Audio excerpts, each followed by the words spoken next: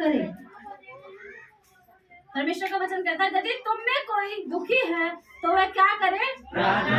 अपने पड़ोसी को कहे कि प्रभु आपसे अपने वचन के द्वारा कह रहे हैं कि यदि आप में से कोई भी दुखी है, चाहे पुराने साल में या नए साल में, उसे क्या करना होगा? तो अपने पड़ोसी को कहें कि आप हर बात में प्रार्थना करना। यदि तुम में कोई दुखी है तो वह प्रार्थना करे। हालेलुया। यदि आप नए साल में हैं और दुख के संग जा रहे हैं, दर्द के संग जा रहे हैं, तो आपको साल क्या कोई दिन भी अच्छा नहीं लगेगा। अच्छा से अच्छा खाना अच्छा नहीं लगेगा, कपड़ा लत्ता अच्छा नहीं लगेगा। इसीलिए प्रभु कहता है यदि तुम में से कोई दुखी है तो वो क्या करे? प्रार्थना करे। यदि आनंदित है तो वह स्तुति के भजन गाए। यदि तुम में कोई रोगी है तो वह क्या करे? कलीसिया जाए। मेरे बच्चों को चुप करवाना दीदी। यदि आनंदित है तो वह स्तुति के भजन गाए। यदि तुम में कोई रोगी है तो कलीसिया जाए, प्राचीनों को बुलाए और वह प्रभु के नाम से उस पर तेल मल कर उसके लिए प्रार्थना करे और विश्वास की प्रार्थना के द्वारा रोगी बच जाएगा और प्रभु उसको उठाकर खड़ा कर देगा। कभी कभार विश्वासी लोग अपनी समझ का सहारा लेते रहते हैं, जिसके लिए सुलेमान नीति वचन साफ साफ बताता है कि हम अपनी समझ का सहारा ना लें। यदि कोई परेशान है तो वो प्रार्थना करे।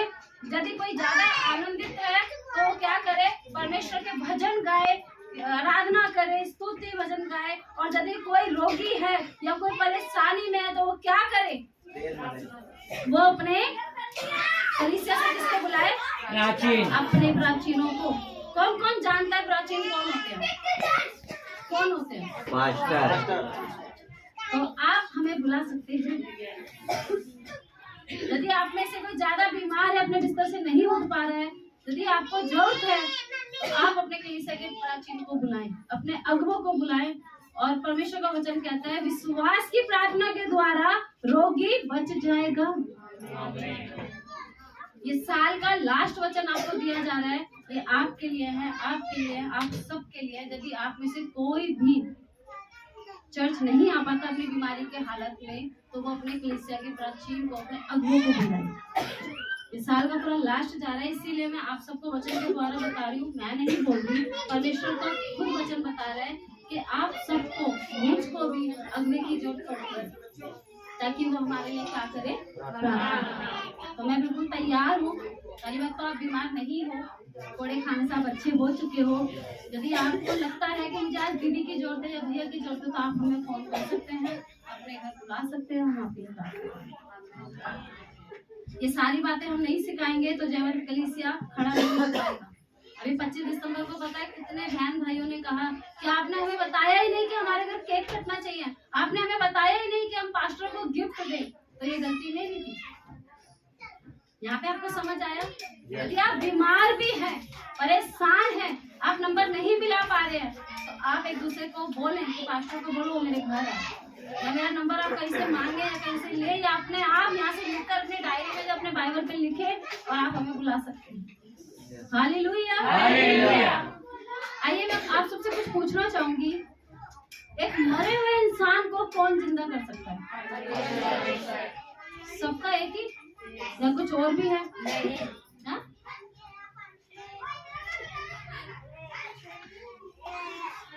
सब एक मरे हुए इंसान को सिर्फ प्रभु जिंदा कर सकता है या हम भी कर सकते हैं? हम भी कर सकते हैं प्रभु के नाम। हाँ बता दो इनके मन में आई वाली बात क्या बताइए, कर सकते हैं। तो आपके मन में भी कुछ आ रहा होगा, क्या आप एक मरे हुए इंसान को जिंदा कर सकते हैं? हाँ सही है, इसके जो मन में आया इसने बोल दिया, आप भी बोलिए। थोड़ा हम बातचीत करेंगे जिससे कि हमें और भी सीखने को पता चले। क्या हम एक मरे हुए व्यक्ति को जिंदा कर सकते हैं? यीशु मसीह का सामर्थ हमारे अंदर है। क्या हम मरे हुए को जिंदा कर सकते हैं? कौन कहता है? हाँ? अगर विश्वास के साथ में प्रार्थना करें और विश्वास के साथ में जब हम प्रार्थना करते हैं और जैसे हाथ रखते हैं परमेश्वर का दाहिना हाथ रखते हैं तो जिंदगी हो जाता है। और सामर्थ्य है हमारे हाथों में, यानी दाहिने हाथ की तरफ हमारी सामर्थ्य हो जाएगा जिंदा। विश्वास होगा तो विश्वास ही निकलाएगा। आइए और वचन में आगे चलते हैं, आपको पता चल जाएगा कि आप सब अभी इसी वक्त तो बहुत लोग मर गए हैं।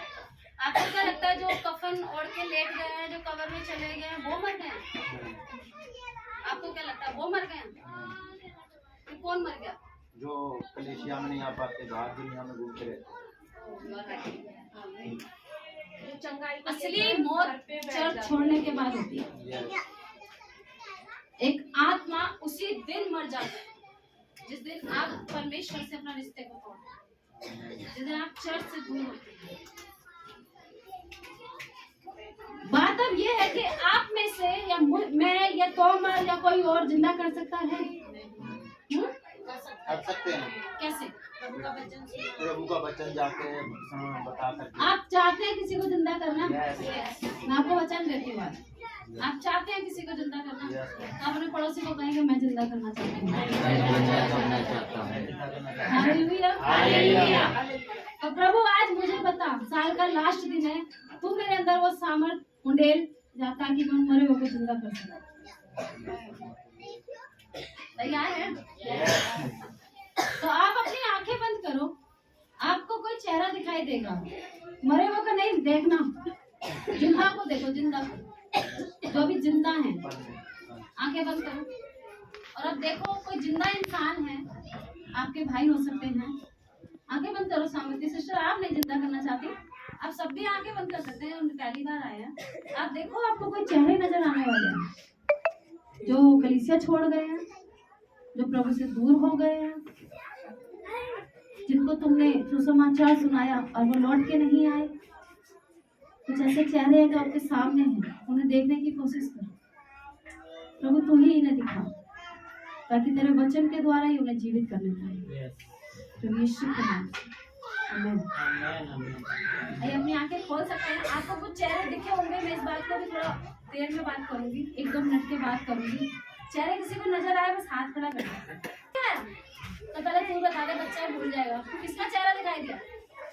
आने जाने वाले इंसान। बहुत अच्छी चीज देखिए, आने और क्या कह रहा है जाने। ये भी हमारे चर्च का नया बच्चा है, इसको 1 हफ्ता ही हुआ है, लेकिन इसने आंख बंद करी तो इसको दिखे, आते हुए भी दिखे और फिर लौटते हुए भी। वो बच्चा है, उससे मेरी अभी ज्यादा बातचीत भी नहीं होती है, और वो एक अच्छी चीज को देख चुका है कि लोग चंगाई, छुटकारा, आशीष, बरकत सब कुछ लेते हैं और प्रभु को छोड़ के। उसने आंखें बंद करी, उसको दिखे कि लोग आते और जाते हुए दिखाई दिए। आप में से भी कईयों को कुछ ना कुछ दिखा होगा, उसके बारे में मैं बाद में बात करूंगी। आइए हम अपने वचन में आगे चलेंगे, 15 में जाएंगे। और विश्वास की प्रार्थना के द्वारा रोगी बच जाएगा और प्रभु उसको उठाकर क्या करेगा? खड़ा कर देगा। और यदि उसने पाप भी किए हो तो उनकी भी क्षमा हो जाएगी, उनको भी माफी मिल जाएगी। Hallelujah, hallelujah. आइए अब मेरे संग थोड़ा मेरे को आपको हेल्प करना पड़ेगा। 3-4 वचन है, सब मिलकर पढ़ेंगे। 16 वचन पढ़ेगी सोनिया। इसलिए तुम आपस में एक दूसरे के सामने अपने अपने पापों को मान लो और एक दूसरे के लिए प्रार्थना करो, जिससे चंगे हो जाओगे। और धर्मी जन की प्रार्थना के प्रभाव से बहुत कुछ हो सकता है। धर्मी जन की प्रार्थना से क्या होगा? उसके प्रभाव से बहुत कुछ हो जाएगा। इसलिए तुम आपस में एक दूसरे के सामने अपने अपने पापों को मान लो और एक दूसरे के लिए प्रार्थना करो।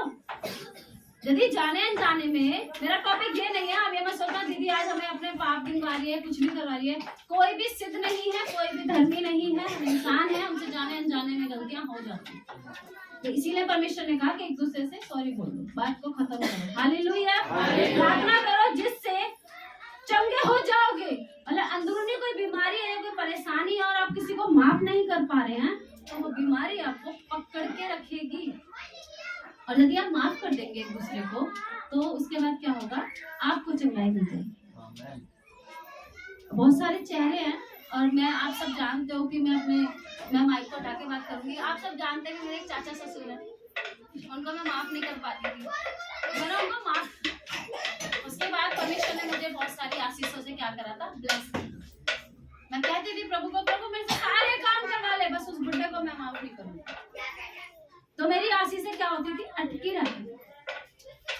कई लोग थे जिनसे मैं बहुत नफरत करती थी, उनकी शक्ल देखना नहीं चाहती थी, जिनसे बात नहीं करना चाहती थी, लेकिन मैंने जब उनको माफ किया वचन के द्वारा, तो परमेश्वर ने मेरे को आशीष दी। बीता साल है, यदि आप किसी को माफ नहीं कर पा रहे तो आप दिल से उन्हें माफ कर देना। अपने पड़ोसी को कहो कि मैं माफ करूंगी, जिससे कि हम चंगे हो जाएं। 17 पढ़ेंगे जोर से। एलिया भी तो हमारे समान दुख सुख भोगी मनुष्य था, और उसने गिड़गिड़ा कर प्रार्थना की कि मेह ना बरसे, और 3.5 वर्ष तक भूमि पर मेह नहीं बरसा।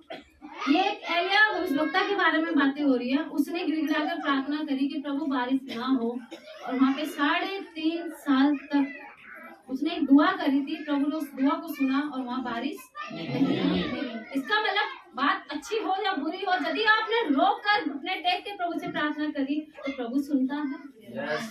हालेलुया। आइए थोड़ा और आगे जाएंगे 18 में। राजू आप पढ़ सकते हैं। फिर उसने प्रार्थना की तो आकाश से वर्षा हुई और भूमि फलवंत हुई। फिर उसने प्रार्थना की तो आकाश से वर्षा हुई और भूमि क्या हुई, फलवंत हुई। उसने दोबारा प्रार्थना करी। कभी कभार हम गलती से गलत प्रार्थना कर देते हैं और उसका भी रिजल्ट सामने आ जाता है। फिर हम पछताते, अरे ऐसा नहीं होना था प्रभु, ऐसा होना था। उसने कहा प्रभु बारिश दोबारा कर दे, तो बारिश क्या हुई, हो गई। हालेलुया। हालेलुया। आइए 19 में चलेंगे।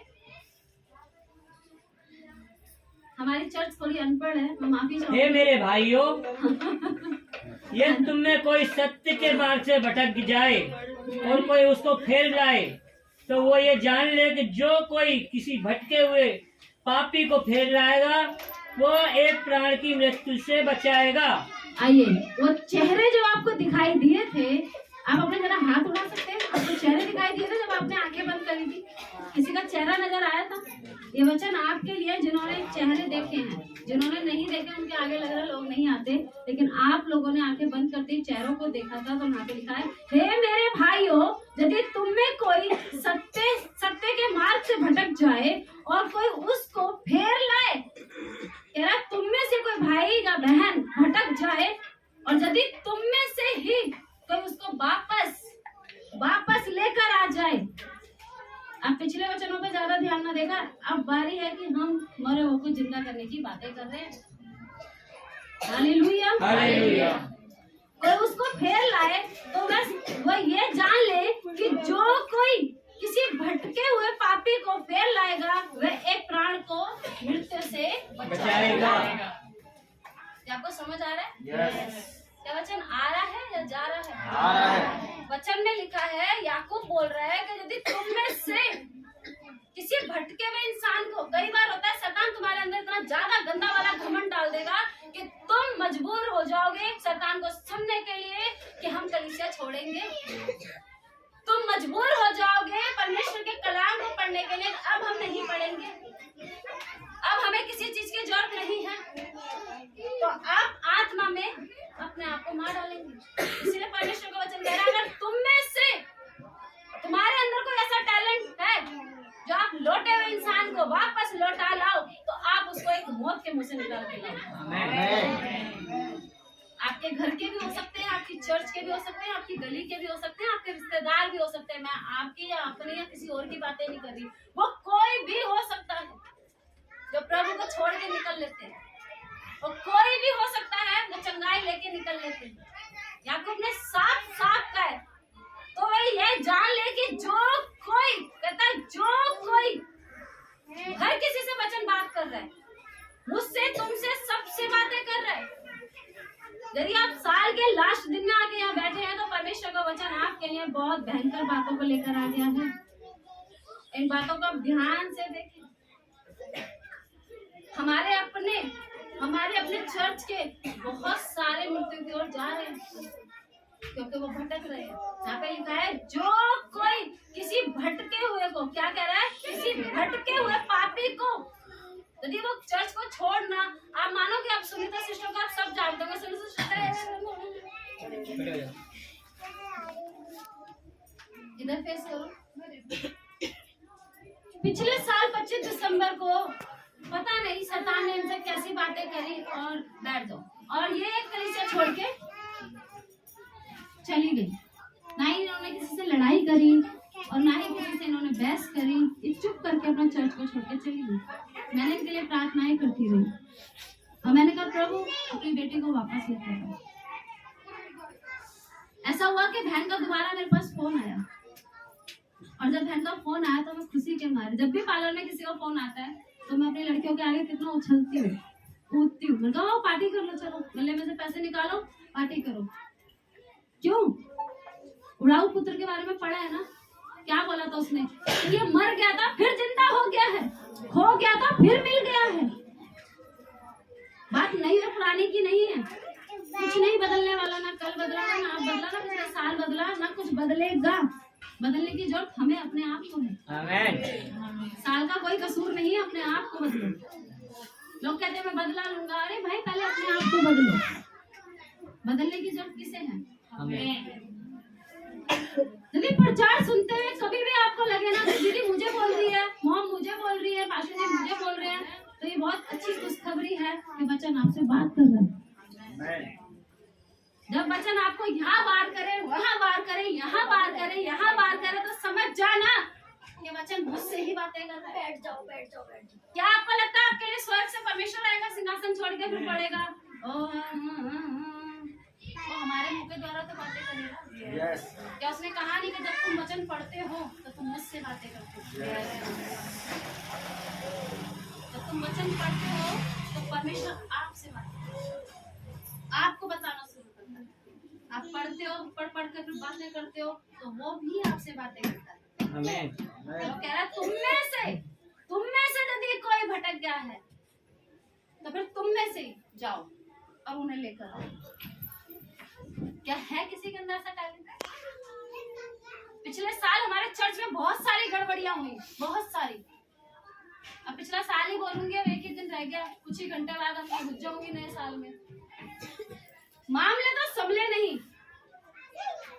और शुक्र है कि किसी की मौत नहीं हुई, वापस सब लोगों में आ गए। मीठी मीठी बातें करना, अरे उनको साफ साफ कहो ना मैं कुछ कर सकता तुम्हारे लिए, ना वो पास्टर कुछ कर सकती। तुम परमेश्वर से अपना रिश्ता अच्छा करो। तुम्हें जयवंत अच्छी नहीं लगती, किसी और चर्च में जाओ, लेकिन यीशु मसीह के लिए जियो। क्योंकि पौलुस कहता है मेरा जीना मसीह और मरना क्या होगा? लाभ होगा। आपकी बहनें, आपके भाई, आपकी कलीसिया के लोग भटकते दौड़ रहे, उन्हें पकड़ो। और कहता है जो कोई भटके हुए को पास लेकर आएगा प्रभु के, वो एक मृत्यु से बचाएगा इंसान। लिखा है आपकी बाइबल में, जिस जिसके लिखा है वो जोर से पढ़ो, ऊंची आवाज में 20 पढ़ लो जोर से। तो वह जान ले कि जो कोई कि वो जान ले कि कोई किसी भटके हुए पापी को फेर लाएगा तो वो एक प्राण की मृत्यु को बचाएगा। पापों पर पर्दा डालेगा। अनेक पापों पर, बहुत सारे पापों पर क्या डाल देगा? एक पर्दे से उसको छुपा देगा। मैं सारी बातों को ढक दे और अपने जीवन को शुरू कर। ऐसा ना हो पहले से वहाँ बहुत सारी बातें हैं और कोई गया है वो और घी डाल ले भाई, जला जला जला, और तेज। मौत हो जाएगी ऐसे उस इंसान की, वो मर जाएगा, खत्म हो जाएगा। बहुत से अपने अपने में चौधरी बन रहे हैं। अच्छा ऐसे हुआ, अच्छा फिर वैसे हुआ, अरे भाई गलत फहमी से बाहर आ जाओ, निकल कर। शैतान की एक बहुत गंदी चाल है, जब भी आप गड़बड़ी में फंसोगे तो वचन याद नहीं आएंगे, शैतान की सारी बातें याद आएंगी। साल जा रहा है, पूरी साल आपकी अगुवाई कर दी है परमेश्वर ने, कहीं ऐसा ना हो कि आप फाड़े जाएं, क्योंकि बाइबल ने बोला है कि सचेत हो जाओ, जागते रहो, कहीं तुम्हारा विरोधी तुम्हें फाड़ ना डाले। क्यों बाइबल में ये वचन लिखा है कि तुम सचेत हो जाओ? इसका मतलब फाड़ने वाला आएगा। इसका मतलब तुम फाड़े जाओगे और तुम कहोगे पास्टर सविता क्या वो बड़े बड़े दांतों के संग सींग लगा कर आएगा? नहीं, वो डॉक्टर के रूप में आएगा, कहीं से तुम्हारे पेट को काटेगा। वो किसी डॉक्टर के रूप में आएगा, तुम्हारी आंखों की चीरा फाड़ी करवाएगा। किसी डॉक्टर के रूप में आएगा, आपको बेहोश करवाएगा और अपने गंदे गंदे वो अपनी सेना को भेजेगा और वो सेना आपको चीरा फाड़ी कर रही होगी और आप होश में भी नहीं होगी। इसीलिए वचन में बने रहो, इसीलिए वचन में बने रहो। इसीलिए वचन कहता है सचेत हो जाओ और जागते रहो। क्यों प्रभु का वचन कहता है तुम्हें सचेत होने के लिए? कहीं तुम्हारा विरोधी तुम्हें फाड़ ना खाए। और याकूब बताता है कि भटके हुए को लेकर आओ। जो कोई उस भटके हुए को लेकर आएगा वो उसके जीवन को बचाएगा। क्या आप बनना चाहते हैं किसी के जीवन के मालिक? आप बनना चाहते हैं किसी के जीवन के मालिक? आपको कुछ चेहरे नजर आए होंगे, शायद चर्च के हो या चर्च के बाहर के हो या किसी के भी हो। क्या आपके अंदर है ऐसा टैलेंट जो आप उसे संडे को चर्च ले आए? इतना परेशान क्यों आप? तो किसको पकड़ के लाने वाला है? तो आपको जानता नहीं है कोई नहीं। है आपके पास ऐसा हुनर? है आपके अंदर ऐसी एक ताकत कि आप उस भटके हुए का एक नया जन्म करवा दें वहां पे लाके? एक गाना है ना, भटके हुए राही को प्रभु से मिलाना है, एक आग हर दिल में हमको जलाना है। भटके हुए राही को प्रभु से मिलाना है क्या? जलाएंगे क्या आप किसी को? वो आग जलाने के लायक हैं आप? वो माचिस है आपके पास?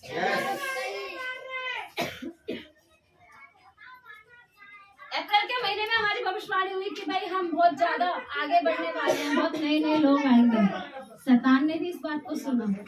शैतान ने कहा कुछ भी हो जाए, मैं ऐसा तोड़ूंगा इस चर्च को, ऐसा बिगाड़ूंगा इस चर्च को, ऐसा तहस नहस करूंगा कि कुछ नहीं होगा। और सविता पास्टर भाग जाएगी डर के मारे। उसने कुछ हमारे चर्च के भाई बहनों को इस्तेमाल करना भी शुरू कर दिया, लेकिन मुझे कोई भी फर्क नहीं पड़ा। क्यों? क्योंकि ये कलीसिया परमेश्वर की है। यहाँ पे चमत्कार परमेश्वर के नाम से हुए थे, उसी ने तुम्हें छुड़ाया था। Hallelujah, hallelujah. जब भी शैतान तुम्हारे कान में कोई बात बोले तो आप पहले परमेश्वर के वचन को, और आप इस वाले वचन को याकूब 5:20 अपने घर में लिख कर लगा लें, ताकि आप उठते बैठते परमेश्वर के कार्य को कर सके। ये परमेश्वर का वचन कहता है जो भटके हुए हैं उनको मैं लेकर आऊंगा ताकि वो जिंदा हो जाए, ताकि वो जिंदा हो जाए। आमीन। परमेश्वर आपसे भी प्यार करता है, उन भटके हुए से भी प्यार करता है। Hallelujah, hallelujah. आपको पता है मैंने पिछली बार भी कहा था नरक भरता जा रहा है और स्वर्ग खाली होता जा रहा है। क्यों? क्योंकि शैतान खींच खींच के हमारे भाइयों को, हमारे बच्चों को, हमारे परिवार को नरक में भरता जा रहा है। कोई करंट से मर जाता है, कोई फांसी से मर जाता है, कोई चैन छोड़ के वैसे ही मर जाता है। कहीं ना कहीं किसी न किसी की हर दिन मौत होगी, कहीं ना कहीं हर दिन इंसान मर रहा है। क्या आप तैयार हैं उनके जीवन में दीप को जलाने के लिए? कहता है तो भाई ये जान ले कि जो कोई, मैं फिर से आपके लिए पढ़ूंगी, जो कोई किसी भटके हुए पापी को फेर लाए, भटके हुए पापी को फेर लाए, वह एक प्राण को मृत्यु से बचाएगा। आप एक जान बचा सकते हैं, आप एक जान बचा सकते हैं। आपका वचन बता रहा है। क्या तोमर आपको समझ आ रहा है? ये वचन समझ आ रहा है? आपको चेहरा दिखा था जब आपने आँख बंद करी थी? क्या दिखा था तेरे को? एक भाई था जो फर्स्ट बार में सबसे पहले मैं उसको लेके आया था, वो चला दी गया था। दोबारा मैं देख रहा हूँ कि वो उसकी हालत ऐसी हो गई है, और कल लेके भी आऊंगा उसको। देखा आपको क्या दिखा था? मुझे दो सिस्टर दिखाई थी, एक का नाम मधु है, एक का नाम पायल है, और मैंने उनको वचन भी सुनाया था। और उसके बाद उन्होंने वचन भी सुना है, डेली वचन पढ़ा भी है, लेकिन वो वापस भूल गए। किस किस को दिखाई दिया? तुम्हें क्या दिखा था?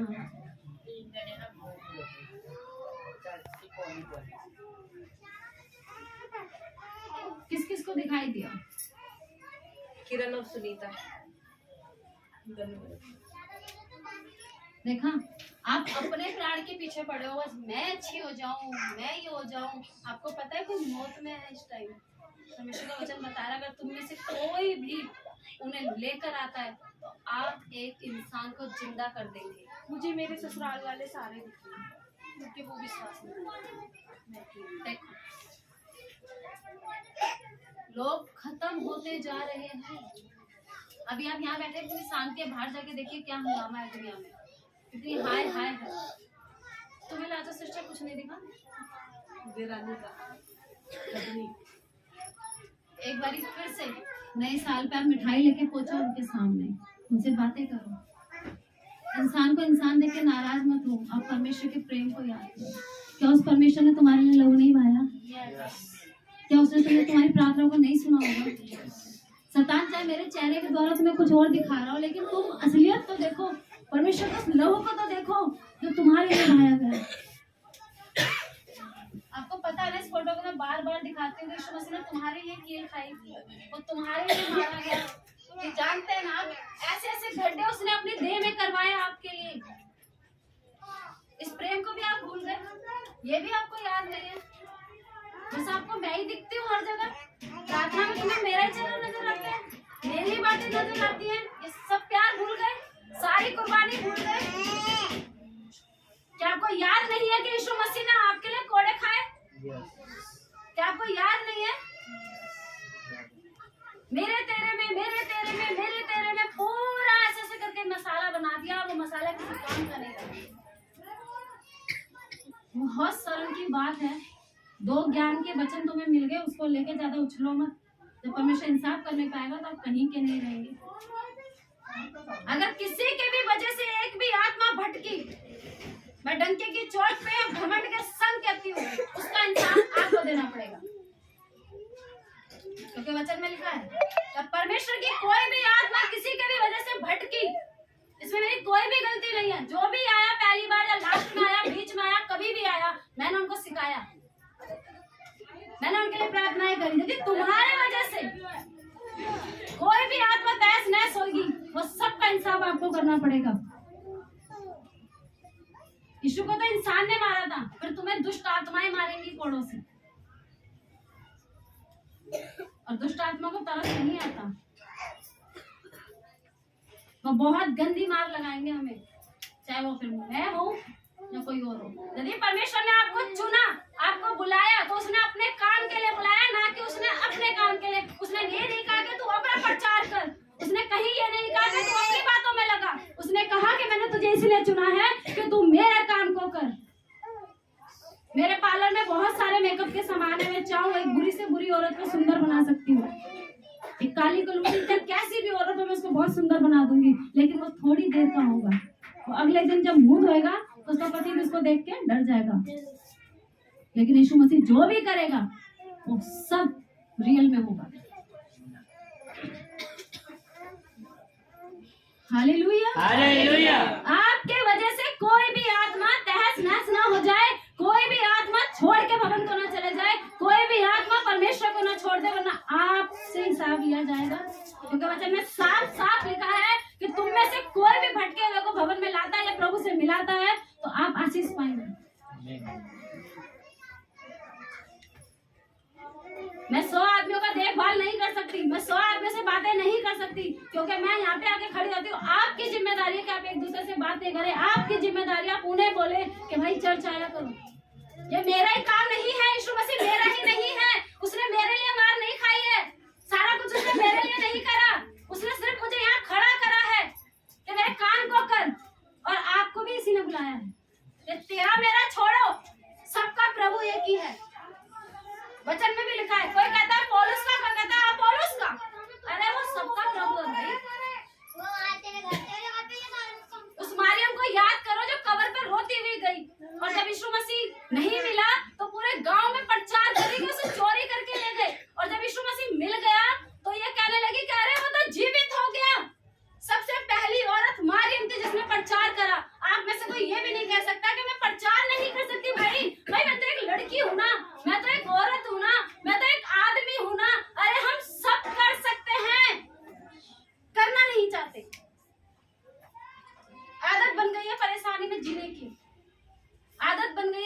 की बातों की। कल नया साल आने वाला है, आप थोड़ी देर तो कूदेंगे, मिठाइयाँ भी खा लोगे, बम पटाखे भी फोड़ लोगे, क्या थोड़ी देर का नया साल रहेगा? फिर बाकी टाइम क्या करोगे भाई? बाकी काम परमेश्वर का करना है हमें पूरे साल। क्या तैयार है परमेश्वर के पूरे काम को करने के लिए? यदि वो प्यार कर सकता है तो जब अपनी नफरत पे आ गया तो कोई सहन नहीं कर पाएगा। उसके क्रोध से बचे रहना बाइबल में साफ लिखा है। जब वो अपने गुस्से में आता है, अपनी जलजलाहट पे आता है, तो आपको पता है नूह के समय पे पूरी दुनिया को पानी में डुबो के मार दिया उसने। किसने? परमेश्वर ने। और आपको बोल कर गया अपने वचन के द्वारा कि मैं आग से भस्म करूंगा इस दुनिया को। और वो इसलिए भस्म नहीं करता, क्यों? क्योंकि उसके अभी भी नबी बैठे हैं, अभी भी उसके अच्छे प्रचारक हैं, इसीलिए वो इस दुनिया को नहीं भस्म करता। जब उसने योना नबी को कहा कि जा उस शहर को कह दे कि मैं 40 दिन के अंदर खत्म करने वाला हूँ, तो उसने कहा कि तू ऐसा नहीं करेगा क्योंकि तू परमेश्वर है, तू दयालु है, तू दया करेगा इन पे और मुझे झूठा साबित कर देगा। तब उसने उससे कहा योना से, अच्छा तू क्या चाहता है, इनको सबको मार दूं? जो इनके अंदर दयालु लोग उन्हें भी मार दूं? इनके गाय बैलों को मार दूं? दूध पीते बच्चों को मार दूं? वो तरस भी खाता है और उसको गुस्सा भी आता है। इसीलिए परमेश्वर के भय से डरो, उसके वचन से डरो। आप अपना समय बर्बाद कर रहे हैं। आप देख रहे हैं, जब से मेरे को जान रहे हैं, मेरा छोटा सा एक भवन था, मेरा बड़ा हो रहा है, इसका मतलब मैं परमेश्वर की नजरों में ठीक हूँ। आप सारा समय निकाल कर दुनिया को छोड़कर जहाँ बैठे हैं, आपको पता है कि पास्टर सविता बात करेगी, पास्टर सविता वचन पढ़ के हमें सुनाएगी, वो हमारे लिए प्रार्थना करेगी, कहीं ना कहीं आपको पता है। लेकिन दूसरी तरफ शैतान बोलता ये तो ऐसी हो गई, अब ये पहले जैसी नहीं है, ये तुम पहले जैसे रह गए हो क्या? इसीलिए साल बीत रहा है, लास्ट का दिन है, एक दूसरे को माफ कर दो। परमेश्वर ने तुम्हें इसलिए बुलाया था कि तुम मेरा काम करो। क्या आप तैयार हो परमेश्वर के काम को करने के लिए? अपनी समझ का थोड़ा सहारा कम लो, परमेश्वर की ओर ताको। उस लड़की ने क्या कहा कि मेरी बहन की शादी थी, मैं परेशान थी, और मैंने कहा प्रभु तू ही करेगा। तो प्रभु ने क्या करा, इंतजाम कर दिया ना। मैंने उसको कहा कि शादी हो जाएगी तो चिंता नहीं कर, आज वो कार्ड भी लेकर आई है। और आपको पता है उसकी मम्मी नहीं है, उसके पापा नहीं है, भाई भी है तो नशेड़ी गंजेड़ी है, दो एक भाई है अच्छे भी है, कुछ भाई है पीता भी है बेचारा। एक लड़की अपने ससुराल को भी संभालती है और अपने भाई की शादी भी करेगी। ये ताकत कौन दे रहा उसको? अकेली एक लड़की, आपने सुना कभी क्या बहन भाई की शादी करने जा रही है? ये पूरा माँ का रोल निभाती है। और जब से प्रभु मिला है इसे, इसकी तो दुनिया ही बदल गई। इसकी भाभी, इसकी बहनें, बहनों के बच्चे, बच्चों के बच्चे, मौसी, मामी और मामी के बच्चे, जो देखता है इसके जीवन को वो सब इसके पीछे हो रहा है। क्यों? क्योंकि अभी इसके अंदर घमंड नहीं आया, अभी शैतान ने उसको नहीं छुआ, इसीलिए इतने सारे लोग इसके पीछे आ रहे हैं। जिस दिन इसमें घमंड आ जाएगा, इसकी खुद की गवाहियां नहीं बनेगी, तो खुद ऐसे बैठी रहेगी। क्यों? क्योंकि शैतान ने अभी से नहीं छुआ। जब तक शैतान आपको नहीं छुएगा, आप परमेश्वर के काम को मैडक के, जो मैडक होता है ना, मैडक कहते हैं, क्या बोलते हैं उसे, उदक उदक के करोगे। और जैसे शैतान ने तुम्हें छू लिया,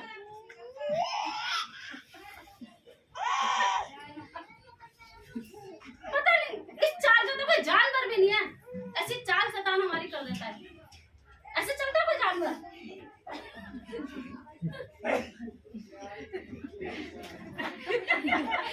ऐसा है क्या कोई मेंढक या कोई जानवर? वो चाल सारी शैतान की है।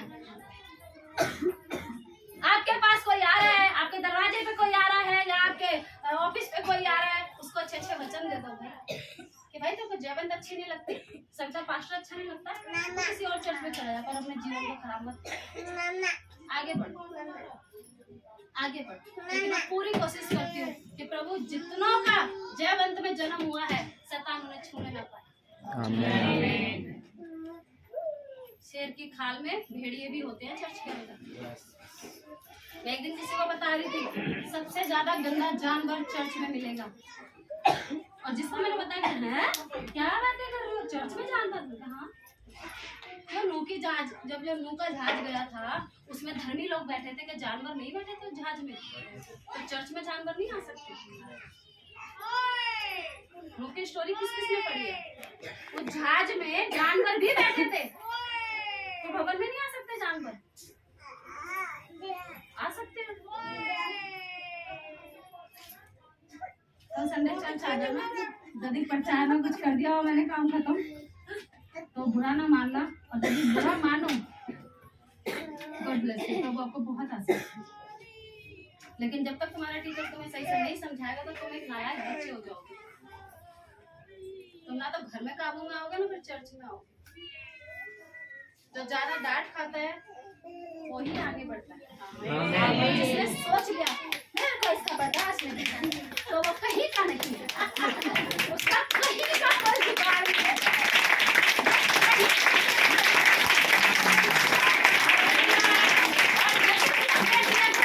सिखाने वाला अगर मैंने नहीं माना तो झड़ी भी उठा लेगा, तो वो बच्चे आगे बढ़ते हैं, बच्चे आगे बढ़ते हैं।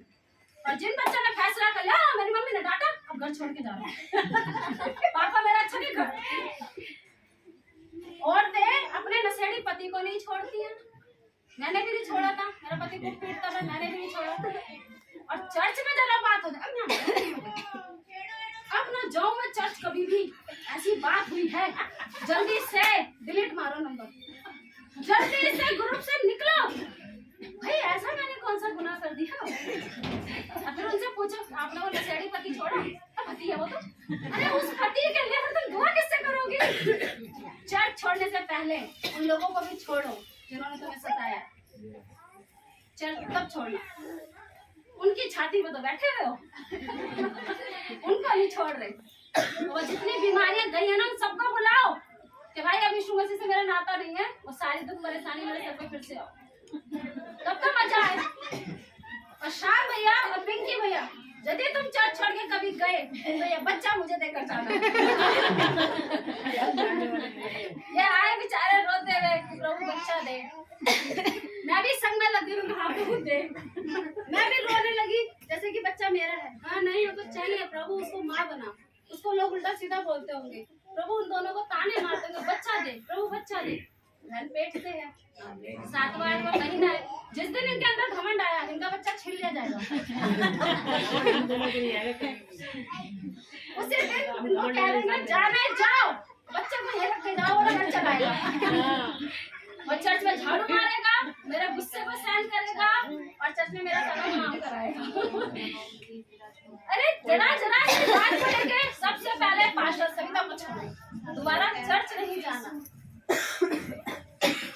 सारी गलत चीजों को निकालो और एक दूसरे को माफ करो और आगे बढ़ो। Hallelujah hallelujah. यदि अभी भी तुम्हारे भीतर में बातें चल रही है उन्हें भी डिलीट मारो। सिर्फ मैं तुम्हारे भले के लिए ऐसी बातें कर रही हूँ, मेरा कोई मतलब नहीं है कि मैं तुम्हारा दिल सिखाऊं। ये तुम्हारी बातें हैं, तुम्हारे लिए है। यदि तुम ज्यादा गड़बड़ी में आ गए तो परेशानी तुम्हारी है, मेरी नहीं है, क्योंकि मैं शैतान को नहीं सुनती। मेरा काम उसको सुनने का नहीं, उसे भगाने का होता है। Hallelujah hallelujah. तो आपको बहुत आशीष दे। आप सब भोजन भी करके जाना, आपके लिए भोजन का इंतजाम किया गया है। और जिन बहनों ने भोजन बनाया वो भी नहीं है, उनको थैंक यू भी बोलकर जाना। और आइए हम प्रार्थना करेंगे।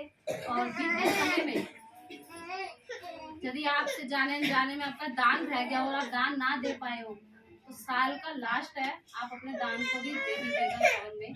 तो प्रभु जाने में से जो रह गया पिछला वो मैं देना चाहती हूँ। और यदि आपके पास नहीं है तो आप प्रार्थना करना कि प्रभु अगले साल मुझे देने वाला बनाना, ताकि मैं देने वाला।